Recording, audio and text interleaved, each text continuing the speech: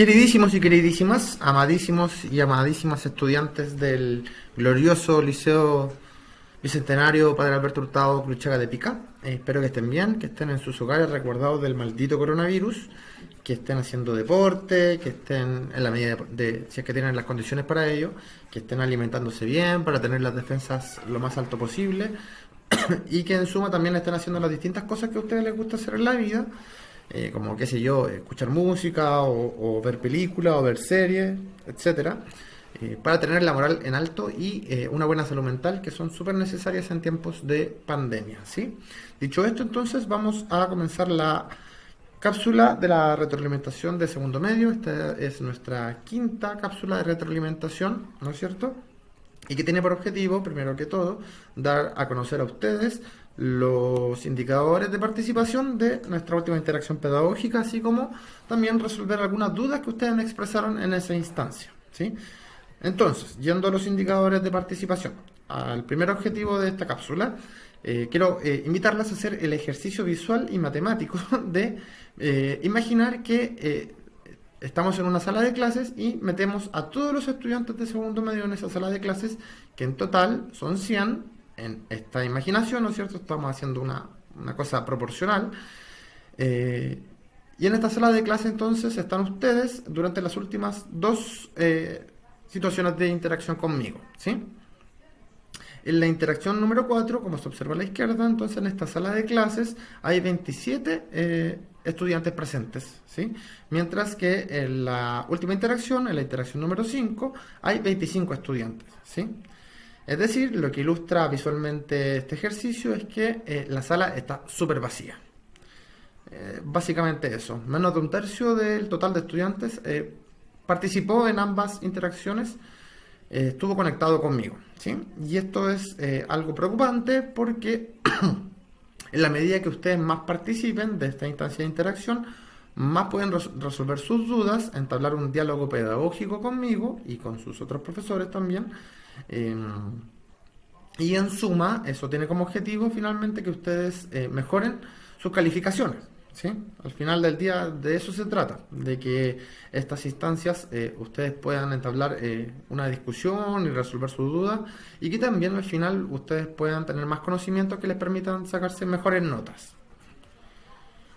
Ahora, desglosando ese marco general, esa fotografía general de la participación en las interacciones, vemos que la situación por curso es muy distinta entre cursos, ¿sí? En el caso del segundo A, por ejemplo, en la interacción número 4, del total de estudiantes de ese curso, un 8% estuvo presente. Misma cifra para la interacción número 5, ¿sí? Es decir, en la cuarta y en la quinta interacción, los estudiantes del segundo A fueron los mismos, la misma cantidad. En el caso del segundo B, nosotros vemos un aumento de un 4%, ¿sí? Es decir, hubo más estudiantes conectados en la última interacción que en la antepenúltima. En la penúltima, perdón. En el caso del segundo C vemos una disminución de un 46% a un 38%, ¿sí? Es decir, hubo menos estudiantes conectados en la última interacción. Y en el caso del segundo D también hay una disminución de un 32% a un 28%, ¿ya? ¿Qué significa esto? Significa que no pudieron hacer efectiva la posibilidad de aumentar un 10% su puntaje en la nota final, que yo le había propuesto para la siguiente evaluación, dado que en ningún curso al menos la mitad de los estudiantes estuvo presente, ¿sí? A no desanimarse, estas cosas son difíciles, son cosas que se van logrando poquito a poquito, entonces la tarea ahora es para la próxima interacción subir la cantidad de estudiantes que estén presentes conmigo, ¿sí? Ahora, yendo a la pregunta de una de sus compañeras sobre por qué los nazis odiaban a los judíos, que es una pregunta súper interesante que no se alcanza a abarcar en su totalidad en esta cápsula cortita, pero que sí nos permite delinear algunas cosas que nos van a aclarar un poco el mapa de por qué los nazis odiaban a los judíos y por qué en general en Europa había un sentimiento antijudío muy fuerte en el siglo XX, ¿sí? Para partir, ¿de dónde surgen los judíos? Los judíos son un pueblo que surge hace aproximadamente 4000 años y que están en la imagen de la izquierda acá, ¿sí? Ahí nacen, en lo que actualmente es Palestina y el Estado de Israel, o también conocida como la Tierra Prometida, para quienes creen en la Biblia, ¿sí? Acá los judíos se asentaron y formaron un reino, el reino de Judea. ¿Qué fue lo que pasó? Que los asirios primero y después los mesopotámicos conquistaron este reino. Y luego de la conquista entonces fueron expulsados en una diáspora o en una dispersión. Fueron dispersos los judíos a distintas partes. Algunos se fueron hacia Menor, algunos se fueron hacia Siria, otros se fueron hacia Egipto, otros se fueron hacia Grecia y Macedonia, etcétera, etcétera, ¿sí? Se fueron en el fondo expulsados de su reino, ¿sí? Y a esos judíos que fueron expulsados, les quedaron dos opciones. Una, llegar y asimilar las culturas de los pueblos a los cuales llegaban, es decir, mimetizarse. O dos, seguir practicando la cultura judía, ¿sí? Y sucedió mucho que a los pueblos a los que llegaban, ¿no es cierto?, a estos judíos que llegaban y no asimilaban las culturas dominantes de los pueblos a los que llegaban, fueron discriminados. Y en tanto que fueron nuevamente discriminados, fueron echados nuevamente, ¿sí?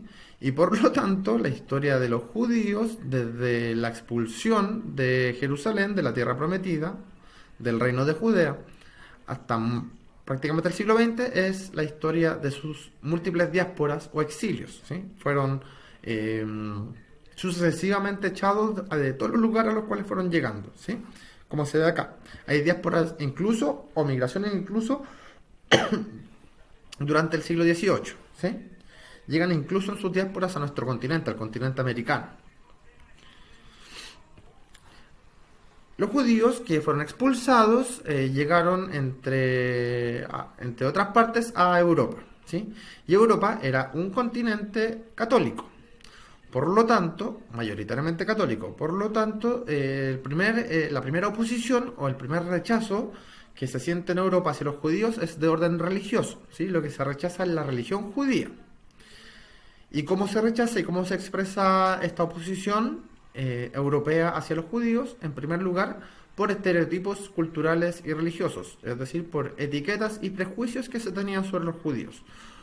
¿Cuáles eran estos prejuicios? En primer lugar, que eran sucios. Acá hay una imagen muy famosa, dibujos que se solían hacer en la Alemania medieval, en la cual se muestran los judíos mamando de la teta de una cerda, ¿sí? También se pensaba que eran avaros. ¿Por qué? Porque muchos de los judíos se dedicaban a los negocios, ¿sí? Que también lo expuse un poco en la interacción anterior. Y en tanto avaros se oponían a esta cultura solidaria que tenían los católicos, ¿sí? También se decía que eran blasfemos, es decir, que injuriaban o hablaban mal en el nombre de Dios. Y a partir de estas cosas también se fue generando una mitología sobre los judíos. Para la gente que le interesa el tema de la religión, que no es mucho mi caso, no hay que olvidar que los judíos son el pueblo que traicionó a Jesús.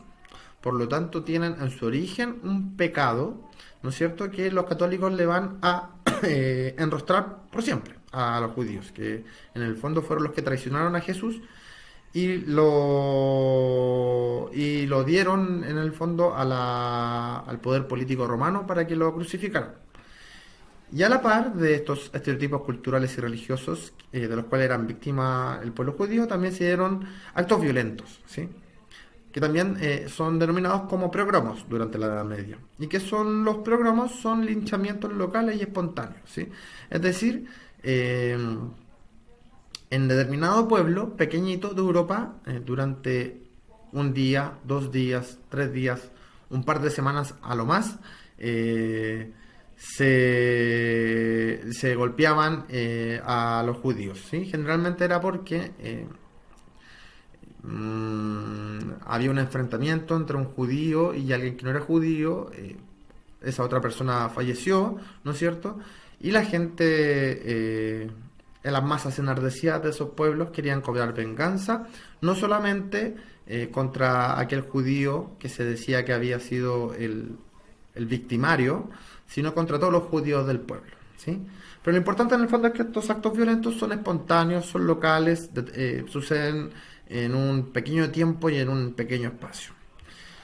Hay un tránsito de este antijudaísmo, de esta oposición y este rechazo a la religión judía que se da durante la Edad Media a un antisemitismo propio de la edad contemporánea, ¿sí? Donde lo que se rechaza ya no es la religión, sino que es la raza semítica, la raza judía. Ya no se rechaza a los judíos porque creen en una religión distinta a la católica, sino que se rechaza a la raza de quienes profesan esa religión, ¿sí? Y por lo tanto, pasamos o vemos un tránsito de aquellos estereotipos culturales y religiosos a estereotipos raciales. Y acá hay una imagen muy famosa de un periódico francés del siglo XIX que retrata a un judío. ¿Cómo es este judío? Es pequeño, ¿no es cierto? Tiene los ojos pequeños y tiene una nariz aguileña y grande. Y ese estereotipo racial se va a ver en todas las caricaturas de la época sobre los judíos, ¿sí? Y se va a seguir pensando que son avaros, que son blasfemos, que son sucios, pero también ahora con la idea de raza se va a comenzar a pensar, va a surgir un ideario de que son biológicamente inferiores, ¿sí? Por lo tanto ya no hablamos solo de religión ni de cultura, sino que hablamos de raza en la edad contemporánea.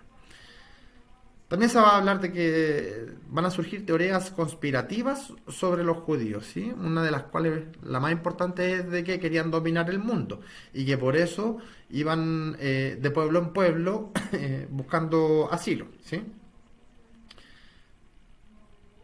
Ahora, a diferencia de los progromos o la violencia esporádica, que sucedía durante la Edad Media contra los judíos, vamos a ver en su máxima expresión, en el epítome, en la cresta de la ola, el holocausto, ¿sí? Ya no van a ser pequeñas matanzas ni pequeños linchamientos, sino que va a ser un exterminio sistemático dirigido por el Estado alemán, por los nazis. También va a suceder en Italia y en otros países, ¿no es cierto?, donde van a ser puestos en campos de concentración y aniquilados, ¿sí? Esto ya es lo más terrible que han sufrido los judíos, ¿sí? Si ya lo pasaban mal en la Edad Media, esto ya es terrible. Es la máxima expresión del sufrimiento y dolor humano, ¿no es cierto? Y va a tener como consecuencia, como lo vimos en clase, finalmente, que finalizada la Segunda Guerra Mundial, los judíos van a poder migrar hacia el Estado de Israel, ¿sí? Se va a crear el Estado de Israel, que va a estar justamente donde ellos, en Jerusalén, ¿no es cierto?, donde nosotros vimos al principio que eran los judíos, en la zona de Palestina. Y bueno, eso respecto al por qué surgieron este odio, sentimiento ante judíos. Por una parte, temas religiosos al principio de la Media, oposición a la religión judía, y finalmente, luego, en la edad contemporánea, sobre todo desde 1800 para adelante, estereotipos y rechazo a la raza semítica, a la raza de los judíos, no a su religión, sino a sus supuestas características biológicas, ¿sí? Finalmente, recordar que el martes tenemos la evaluación de esta materia, que para ustedes es desde las 2 hasta las 11:59 de la noche, ¿no es cierto?, que el contenido de la Segunda Guerra Mundial, y que van a ser 5 preguntas de selección múltiple y 5 preguntas de verdadero y falso. Dicho esto, les deseo que estén bien, que repasen los contenidos. Yo voy a tratar de hacer una instancia para poder repasar con ustedes los contenidos de esta prueba para que finalmente les vaya bien, que esa es la idea. Saludos, muchos cariños, Hugo, UWU.